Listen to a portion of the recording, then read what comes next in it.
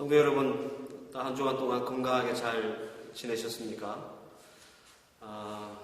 하나님의 은혜의 말씀들이 또 이 주일날 선포될 때 주님의 말씀 잘 붙잡고 또 말씀 가운데 승리하여 우리가 이 땅에서 하나님의 말씀을 이루고 또 그 말씀을 이룸으로 하나님께 영광되는 그런 삶이 되시기를 바랍니다. 오늘 저와 여러분들이 함께 나누실 말씀은 요한복음 2장 9절에서 11절입니다. 다 함께 하나님의 말씀을 봉독하십시다. 연회장은 물로 된 포도주를 맛보고 어디서 났는지 알지 못하되 물도온 하인들은 알더라. 연회장이 신랑을 불러 말하되 사람마다 먼저 좋은 포도주를 내고 취한 후에 낮은 것을 내거늘 그대는 지금까지 좋은 포도주를 두었도다 하니라. 예수께서 이 처음 표적을 갈릴리 가나에서 행하여 그 영광을 나타내심에 제자들이 그를 믿으니라. 아멘. 요한복음에는 예수님의 행하신 7가지 표적이 나옵니다. 그 표적 중에 제일 먼저 나오는 것이 오늘 우리가 본문으로 채택한 물이 변하여 포주된 이 기적입니다. 이 가나 혼인잔치라고 우리가 이름을 부르는데요. 이것은 너무나 유명한 말씀이기 때문에 제가 따로 설명을 드리지 않아도 될 것 같습니다. 다만 몇 가지를 제가 더 덧붙여 말씀을 드리자면 이 가나에서 있었던 혼인잔치, 그러니까 물이 포도주로 변했던 이 기적의 기록은 요한복음에만 기록된 말씀이고요. 그리고 요한은 이 기적을 기록하면서 기적이라고 하는 말을 쓰지 않고 표적이라고 하는 말을 썼다라는 겁니다.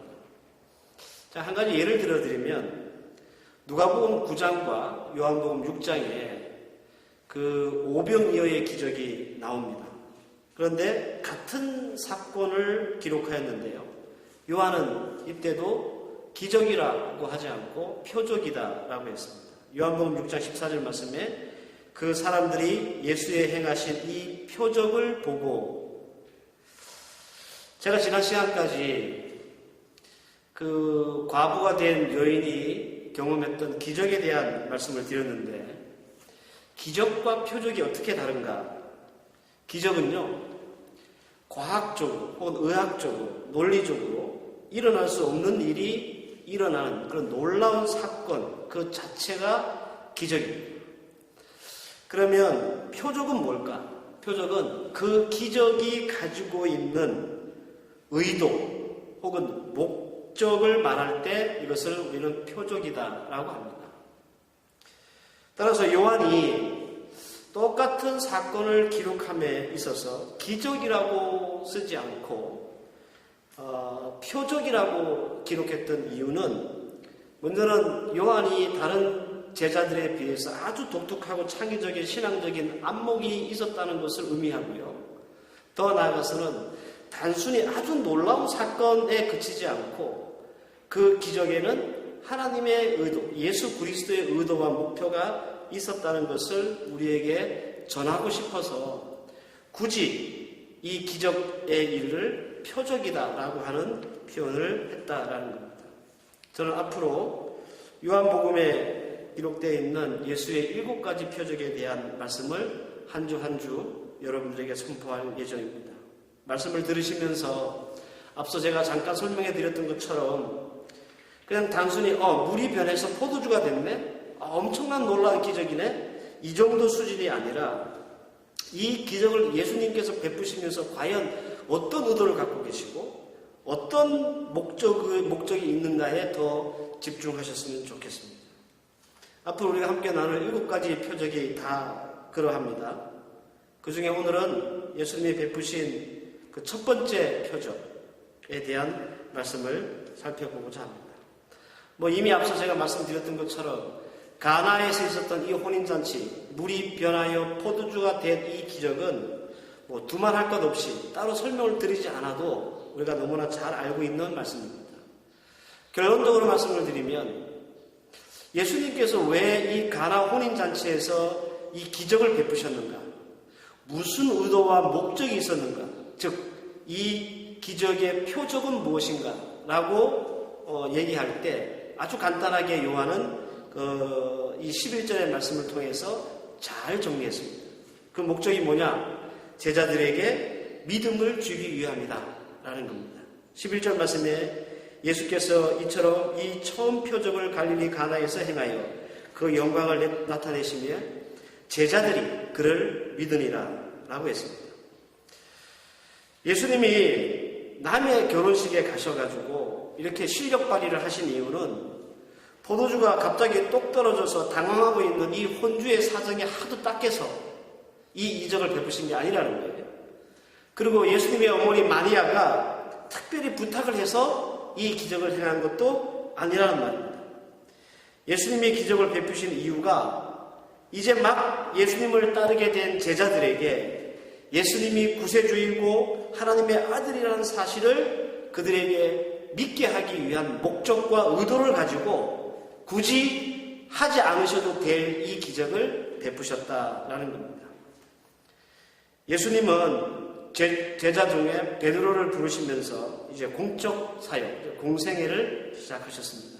누가복음 5장 5절 말씀을 보면 시몬이 대답하여 가로되, 여기서 시몬은 베드로죠. 선생이여, 우리들이 밤이 맞도록 수고하였으되 얻은 것이 없지만은 말씀에 의지하여 내가 그물을 내리이다 라고 했습니다. 베드로가 예수님을 뭐라고 부르고 있는지 우리는 잘 살펴봐야 돼요. 뭐라고 부릅니까? 선생이요 이렇게 부른다는 거예요. 구세주요 혹은 하나님의 아들이요. 이 베드로가 예수 그리스도께서 그리스도이시고 메시아이시고 구세주이시고 하나님의 아들이라는 걸 믿어서 그 말씀에 따라서 그물을 내린 게 아니라는 거예요.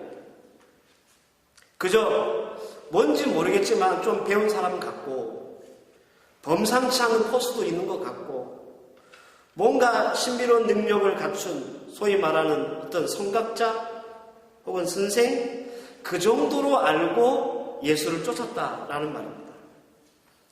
이런 시각은 예수님 사역의 초창기에 제자로 이렇게 콜링을 받았던, 이 부르심을 받았던 다른 제자들도 마찬가지였습니다. 베드로뿐만 아니라 여타 다른 제자들도 부르심을 받을 때, 야, 나를 부르신 이가 하나님의 아들이고 구세주이고 메시아구나, 이거를 알고 믿었기 때문에 예수를 따른 게 아니라는 거예요. 3년간 예수님과 함께 동거동락할 제자들에게 이제 예수님이 어떤 능력을 가지신 분인지, 예수님이 누구이신지, 그것을 그들에게 믿음으로 심어주지 못한다면 그 자체가 모순이잖아요. 예를 들어서 만약에 어떤 사람이 배드민턴이라고 하는 운동을 배우고 싶다고 가정을 해봅시다. 세상에 어떤 사람이 자기보다 실력이 못하고 잘 못 치는 사람에게 배우려고 하겠습니까? 절대 그런 일은 없거든요. 아, 이 사람이 나보다 잘 치고 그리고 실력이 좋구나, 이게 증명됐기 때문에 그 사람이 가르치는 대로 배우는 사람은 따라하기 마련이에요. 이제 막 예수님을 따르기 시작한 이 제자들에게도 똑같은 원리가 적용된다는 겁니다. 따르긴 따르는데 예수가 어떤 분인지 모르거나 믿음이 없다면 아마도 이 3년이라는 기간 동안 많은 제자들이 이탈했을지도 모릅니다. 그래서 이 가나 혼인잔치에서 물이 포도주로 변한 이 기적은 바로 제자들, 이제 막 예수님을 따르고자 했던, 그리고 따르고 있는 제자들에게 예수는 그리스도라고 하는 확실한 믿음을 그들에게 심어줄 의도로 하는 예수님께서 일부러 베푸신 기적이다라는 겁니다. 다행히 요한은 예수님이 베푸신 이 기적을 보고 그 기적을 왜 베푸셨을까 깨달았고 예수님의 의도를 잘 알아차렸습니다. 그래서 그가 썼던 이 복음서 요한복음 2장 11절에 예수님께서 이 기적을 베푸신 후에 어떤 일이 벌어졌는지 자세히 기록한 것입니다. 아마도 이 표적으로 인해서 물이 변하여 포도주가 됐던 이 기적을 통해서 제자들은 더 확실하고 구체적인 믿음을 갖게 되었을 것입니다. 그리고 의심 없이 내가 따라도 될 만한 분이구나 라고 하는 사실을 인지했을 것입니다. 사실 예수님의 기적은요, 어떤 측면에서 모두 다 표적입니다. 단순히 그냥 놀라운 사건, 놀라운 일, 도저히 이해되지도 않고 일어날 수도 없는 일들을 그냥 일으키고 그것으로 그만이 아니라 예수님이 그런 기적을 일으키실 때는 반드시 거기에 의도가 있었고 목적이 있었다는 겁니다. 의도되지 않은 기적은 없을 정도로 예수님의 기적은 모두 표적입니다. 예수님의 공생애 동안 행하셨던 많은 기적, 예컨대 병을 고친다든지 귀신을 쫓는다든지 죽은 자를 살린다든지 하는 이 모든 기적은 이게 만약에 표적이 아니었다면요, 단순히 기적이었다면 예수님은 3년 동안 이런 기적만 일으키고 그 공생애를 끝마치셔야 돼요. 그런데 예수님의 사역을 잘 보면 병들었다고 다 고쳐주지 않았습니다. 만약에 우리 예수님이 기적을 일으키시기 위해서만 이 땅에 오셨다면 아픈 사람 다 고쳐줘야 되죠. 그런데 예수님이 몸이 아프고 어디 질병이 있고 이렇다고 해서 다 고쳐주신 게 아니에요. 반드시 예수님이 주시려고 하는 메시지가 있을 때, 즉 의도와 목적이 생겼을 때 예수님은 기적을 행하셨습니다. 그렇다면 예수님의 기적을 통해서 주시려고 했던 메시지, 이미 말씀드렸던 것처럼 적어도 이 가나 혼인잔치에서 기적을 베푸신 이유는 예수 그리스도에 대한 믿음을 그들에게, 특별히 제자들에게 주기 위함이다 라는 것입니다. 기적 그 자체가 중요한 게 아니고 기적을 통해서 예수를 믿고 혹은 믿을 수 있게 하는 것이 중요하다는 거예요. 이게 포인트예요. 예수님의 기적을 베푸신 포인트가 바로 이거예요. 그냥 물이 변해서 포도주가 됐구나, 이렇게 놀라운 일이 일어났구나, 이게 포인트가 아니라 그 기적을 통해서 제자들에게, 예수를 따르는 제자들에게 예수님을 믿게 하는 의도와 목적이 있었다는 거예요. 예수님의 포인트가 기적이 아니라 표적이라면 우리는 두 가지를 꼭 생각해 봐야 합니다. 첫째는 표적은 꼭 기적을 통해서만 일어나지 않는다는 거예요. 하나님은 꼭 기적만을 사용하셔서 그분의 의도와 목적을 보이셨을까? 우리가 생각하고 기대하는 수많은 기적들이 있습니다. 반드시 그런 기적들이 표적일까? 다행히 성경을 보면 예수님은 대부분 병자를 고치시고 귀신을 쫓고 죽은 자를 살리실 때 기적이라고 하는 것, 도저히 이해가 되지 않고 과학적으로 맞지도 않지만 놀랍게도 그 일들이 일어나는 이 기적을 통해서 우리 주님께서 표적을 보이셨어요. 그러나 그 반대의 경우라면 어떨까요? 마가복음 11장에 보면 예수의 저주로 말라 죽은 무화과나무에 대한 기록이 있습니다. 이게 저주일까요? 표적일까요? 여러분, 이것도 표적입니다. 예수님이 가지고 있는 의도와 목적이 있었거든요. 그래서 이것도 막 사람을 놀래킬 만한 어떤 그런 아주 서프라이한 그런 기적은 아니지만 이것 또한 표적이라는 거예요.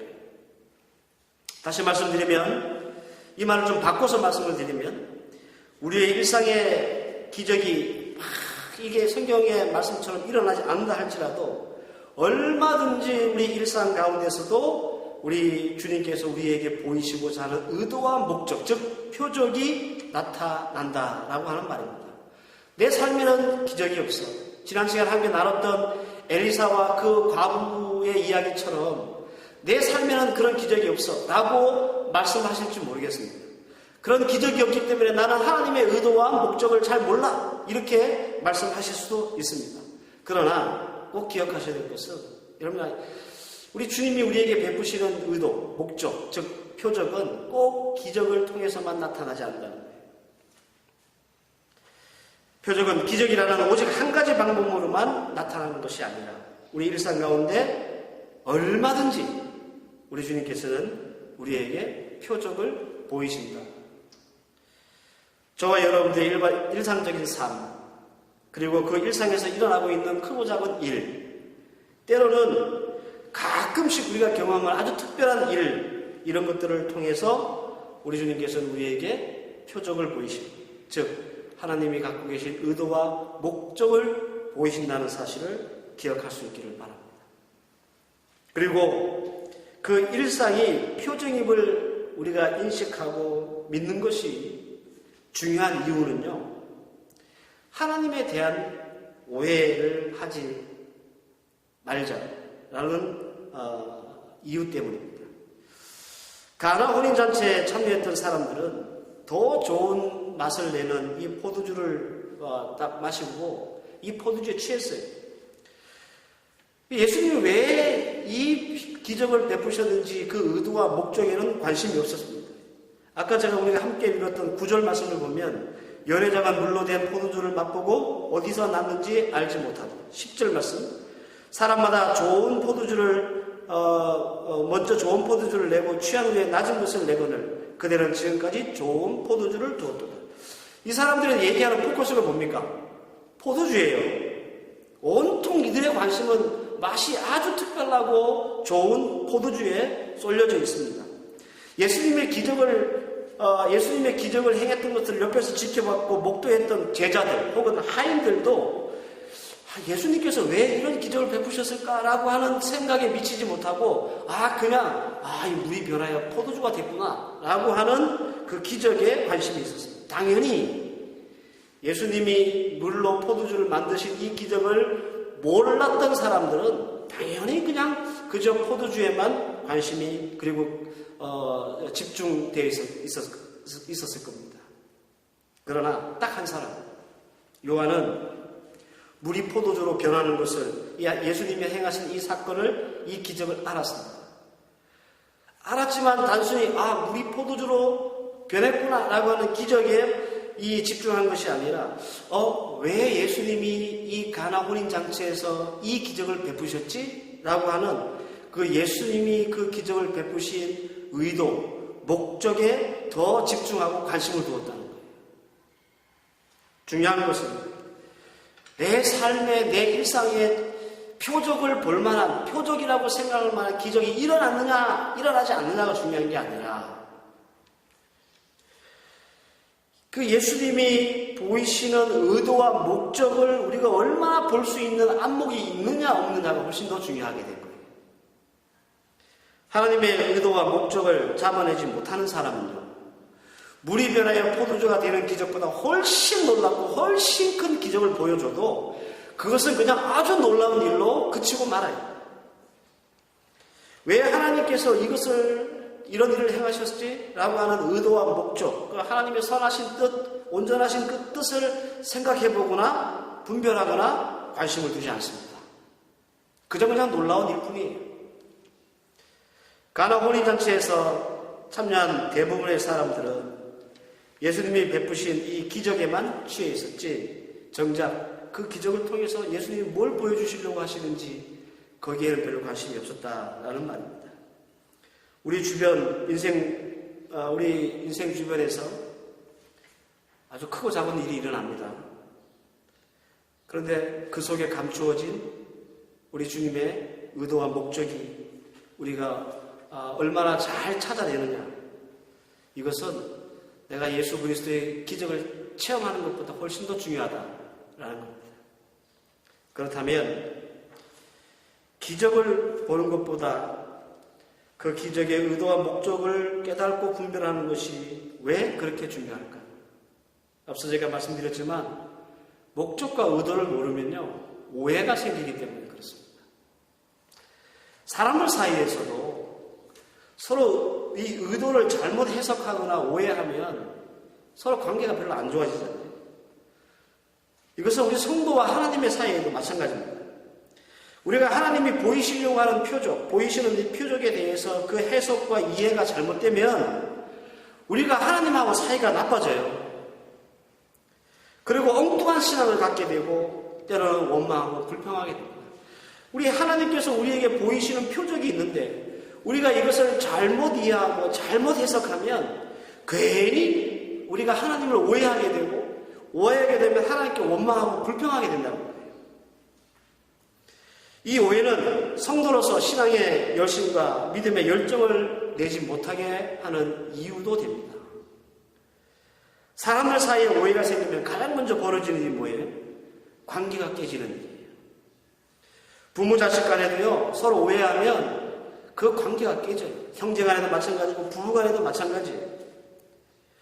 이 관계가 깨지면 생기는 일이 또 뭡니까? 불신입니다. 불신. 세상에 무슨 말을 해도 믿지 않습니다. 듣지 않아요. 관계가 깨지면 아무리 좋은 말, 아무리 옳은 말, 아무리 타당한 말이라도 그게 들리지도 않고 믿어지지도 않아요. 가룟 유다를 보십시오. 가룟 유다와 더불어서 이 12명의 제자들은 3년 동안 예수님 따라다니면서 예수님의 기적을 보고 그 기적이 말하는 의도, 즉 표적을 보고 했습니다. 그럼에도 불구하고 가룟 유다는 끝까지 예수님이 이제 그 보여주셨던 그 기적, 그 말씀들의 의도를 제대로 파악하지 못했어요.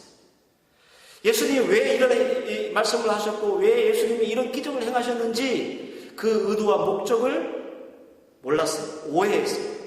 그래서 어떻게 됐습니까? 스승인 예수를 팔아먹는 사람이 됐어요. 관계가 깨져버렸어요. 성도 여러분, 예수 그리스도의 의도를 잘 이해하고 깨닫는 것이 왜 이렇게 중요한지 여러분들 잘 생각할 수 있기를 바랍니다.